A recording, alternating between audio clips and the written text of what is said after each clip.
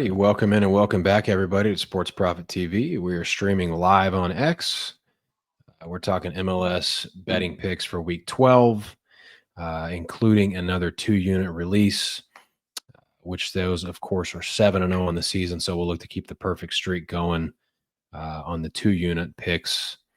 Lost about a unit and some change on the full card last week, but again, we did smash that 2-unit.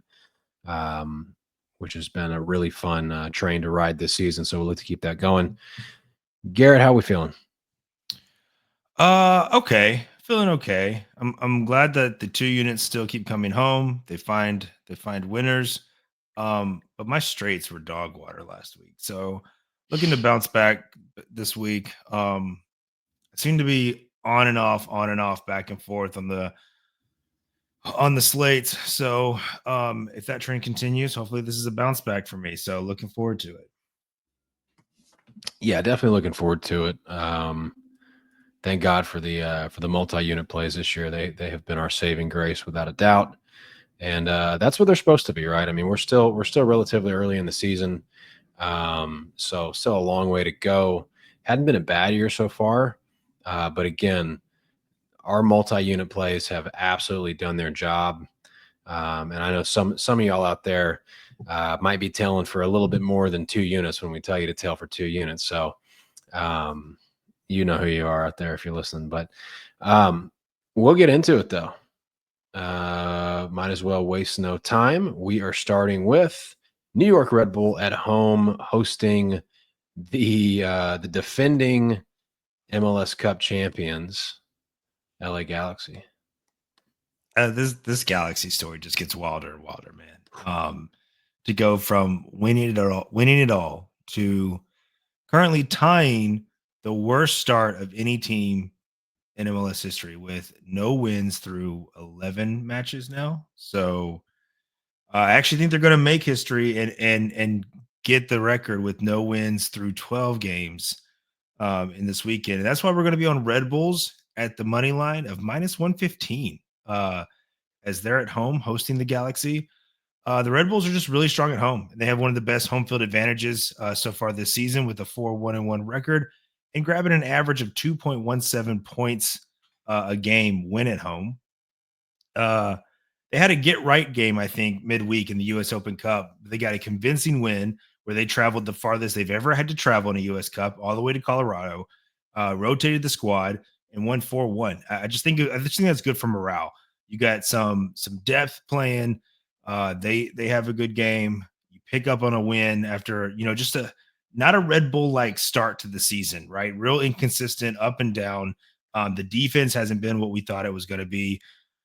And then like I said, the Galaxy, they're still winless, right? And while that has to change at some point, right? Like the Galaxy have to win at some point. I don't think it's going to be here where they're at the risk of missing both Paintsell and Peck. Paintsell is definitely out. He's looking at about at least a 10-day stretch with a hip flexor. Oof. And then Peck is a pretty decent large question mark, also dealing with an injury. They both came off late in the second half last weekend.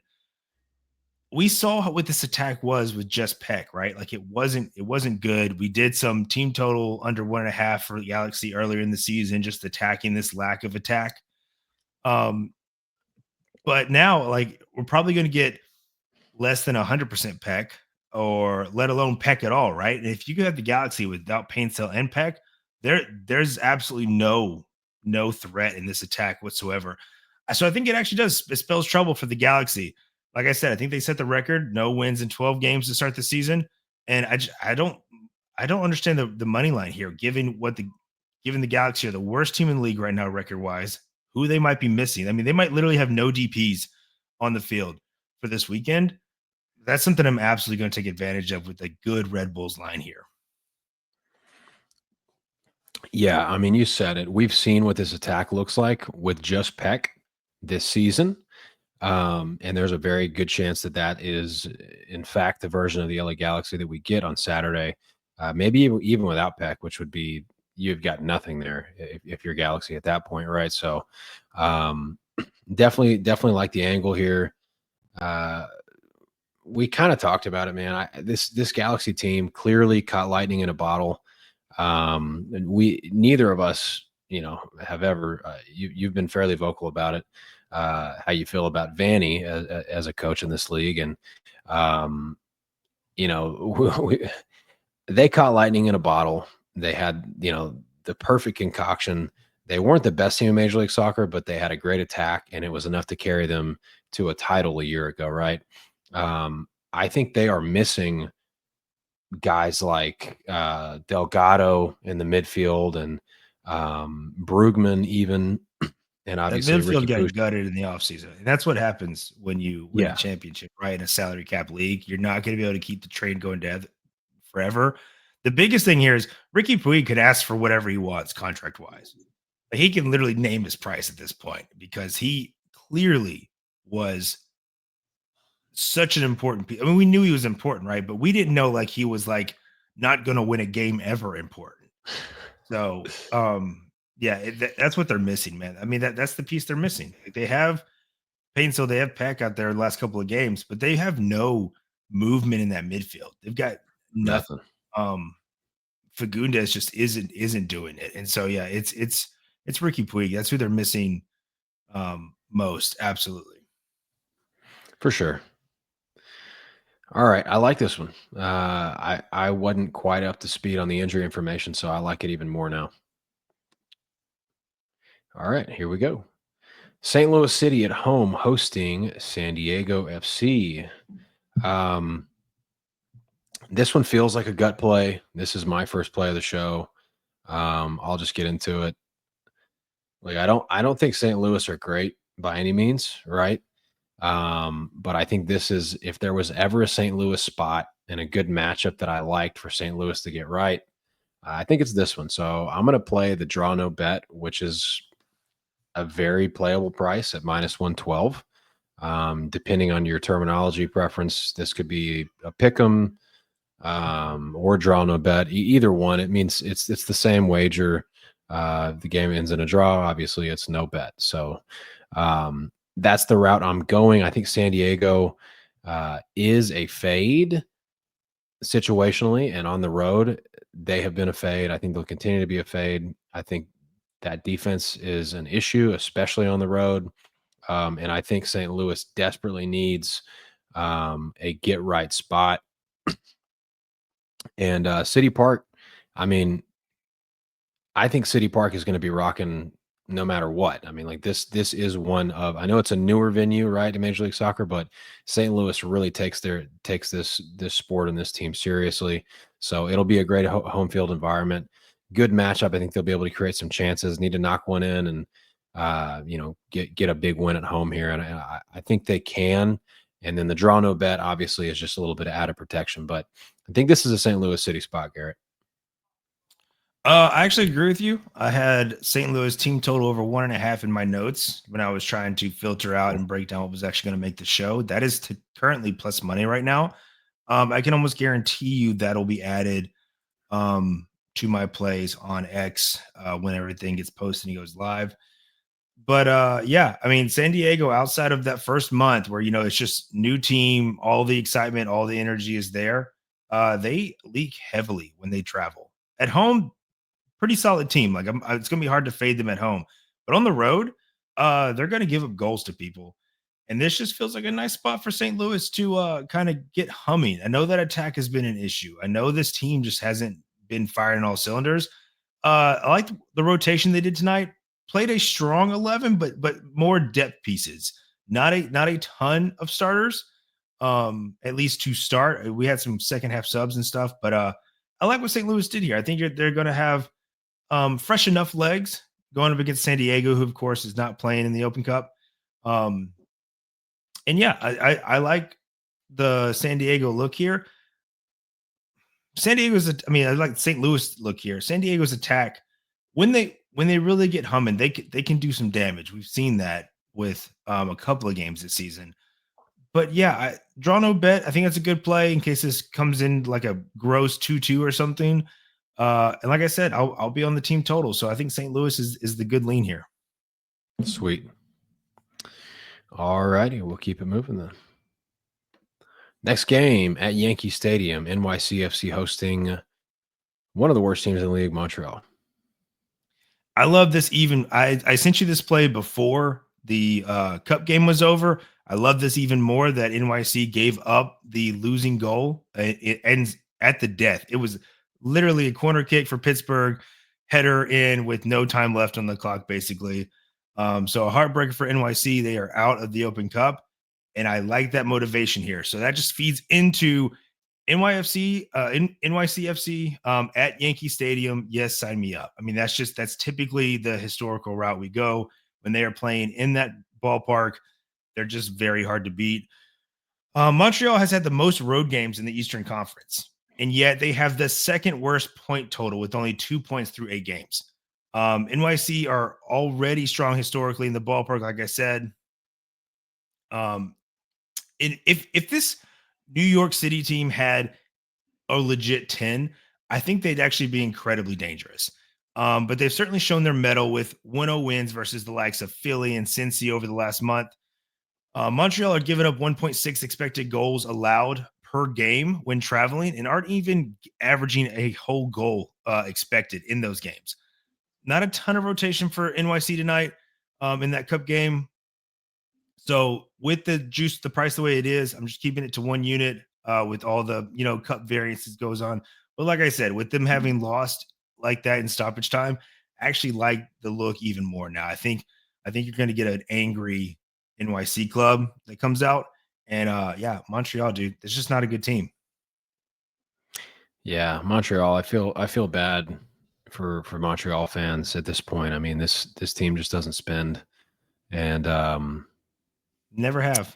yeah, and it's I mean, they had a couple fortunate runs with good coaches, but it's been all coaching or nothing really. That's really been their only chance.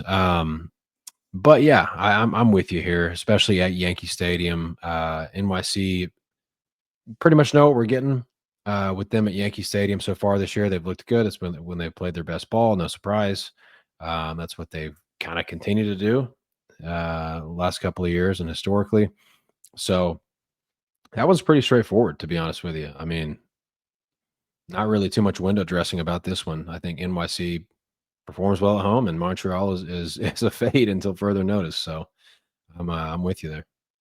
All right. Without further ado, we get into our eighth 2-unit release of the season. This will be my play, and yes, I was on this last week. I'm going back to it, paying a little bit more juice this week than I did last week. Obviously, it was plus money. Really unfortunate not to cash, or at least have a good chance to cash on this last week against Orlando. Chicago created like 5 big chances in the first 25 minutes, and then their keeper flies out of his box and knees somebody in the neck and gets a straight red. They created 2 more big chances with only 10 men.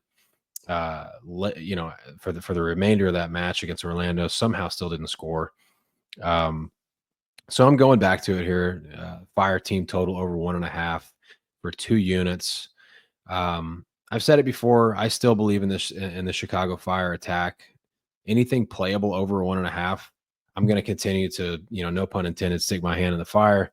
And I'm just going to keep doing it. I mean, this team should not have a playable team total at home, period, with that attack against almost anybody in the league. And Atlanta doesn't impress me defensively. We were talking about bad teams before the show, and bad teams are just bad teams. We've got a lot of teams that spend a lot of money that are just bad, and Atlanta right now is a bad team. So Chicago Fire team total over 1.5. I think it's a great get right spot. They haven't won in, I think, 5 games. And yes, they did play Kuipers and Bamba tonight in the U.S. Open Cup. They went 55 minutes. They played a scored 4 stupid strong goals. lineup. Yeah, but it doesn't bother me. No, I know. It just took me by surprise that they went that strong for a round of 32 cup match. I was like, what are we doing?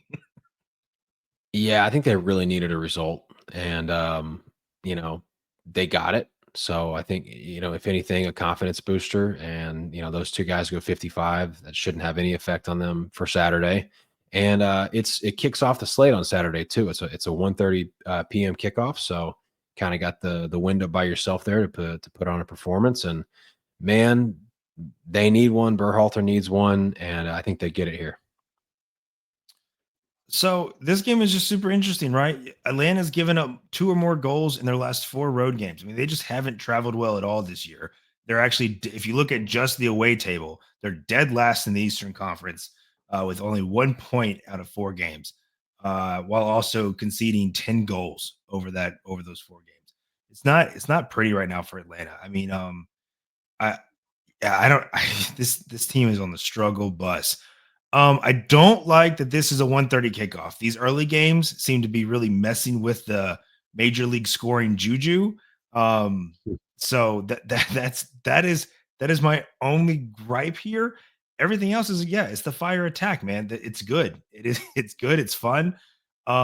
We've been on their team total quite a bit this season already. I don't see why not going back to the well here, given the opponent. Yeah, I can't knock this bet at all. I hope the 2 units continue here and we get to 8-0, because this is a pretty good look. Yeah, and let's shake that juju with an easy cash here, and that way we don't have to worry about those early kickoffs anymore. All right. Rapids hosting the Quakes. I mean, I'm I'm just gonna be really short about this. Like, so it's an over 3 at the Rapids versus San Jose. That's playable. It's more juice than I typically play, especially on the show, but it is playable for me, and so we are firing. The Rapids expected goals at home is sitting at 2.39 expected goals a game. That's just absolutely amazing. Versus one of the worst defenses in MLS. I'm all over it. We've been on San Jose totals a lot this season, and that's not changing. I think San Jose can contribute here, but we could absolutely push with just a 3-0 Colorado, 2-1 something. Like, I can totally see the push here.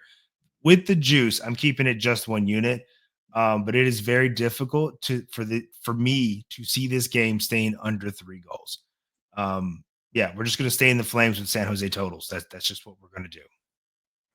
Yep, pretty much. I mean, ride this one till the wheels fall off. Colorado home games have had good chances and good chance creation at home for Colorado. So, I mean, the books. yeah, I mean, the books are trying to learn, but eventually the 3 will not be playable for San Jose this season. Like, that's just where we're yeah, headed. But as long as they make it minus 150 or better, I'm going to be involved. absolutely. All right, one more to round out the show. We just bet an over, and now we are going the other direction. Oh, curveball time. Portland hosting Sporting KC. And we're going under 3 at minus 105. A really delicious price there for an under 3.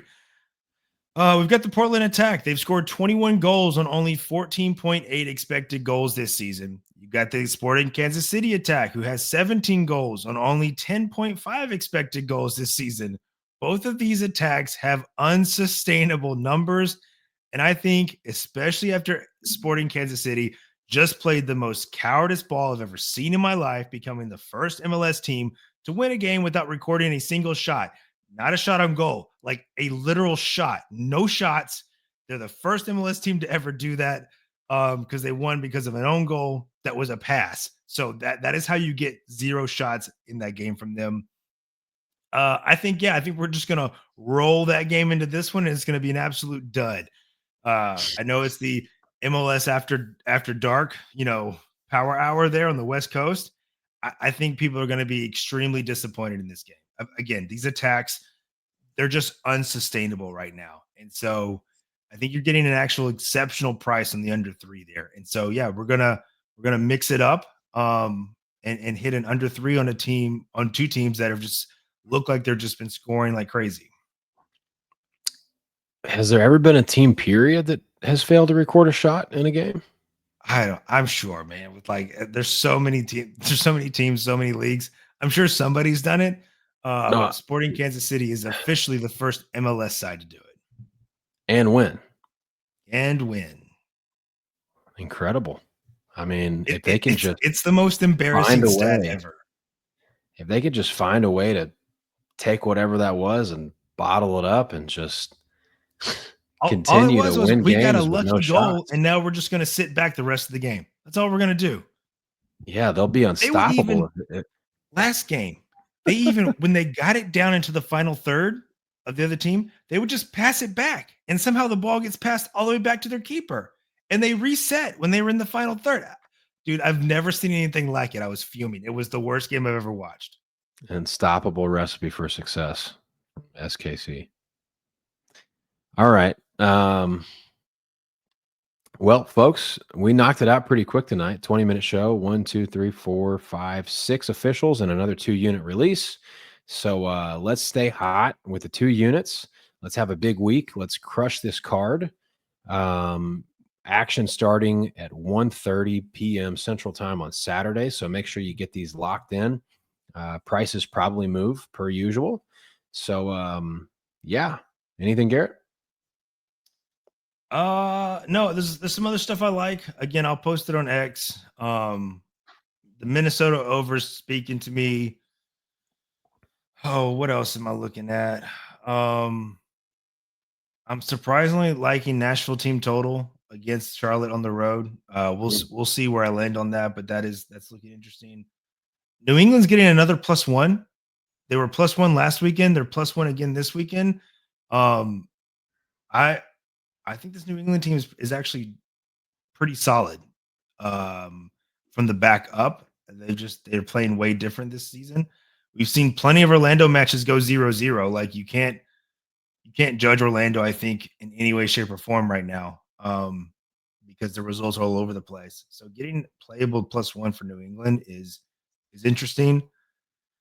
I don't know what I'm going to do with Austin, man. They're up 3-2 now on El Paso in the Cup game. But both teams to score in Cincy, I thought about. I'm probably going to stay away. I honestly just think this Austin team isn't good. But yeah, man. I mean, there's some other looks in there too. But those are some leans of mine, and we'll see where we end up on X later. Minnesota, Miami feels like goals to me. I think Miami has flipped the switch a little bit with their approach. Based on what we saw last game against Red Bull, I think they basically told Marciano or whatever his name is, we got it. We've got it from here. Thanks, bud. Because it looked completely different. Like I don't know if it was just they were pissed off or that they actually are taking a different tactical approach because it looked night and day. Ball movement, chance creation. Yeah. It looked like a lot of anger to me. Whatever it was, and frustration. I hope it carries over and we get because I think that game has goals. It looked different to me. I mean, even the approach to the game looked different. So, yeah. All righty then, folks. Thanks for tuning in, and we will be back next Wednesday. I will upload this to YouTube for playback, and best of luck to everything. And that's all, folks. Thanks so much, guys. Best of luck.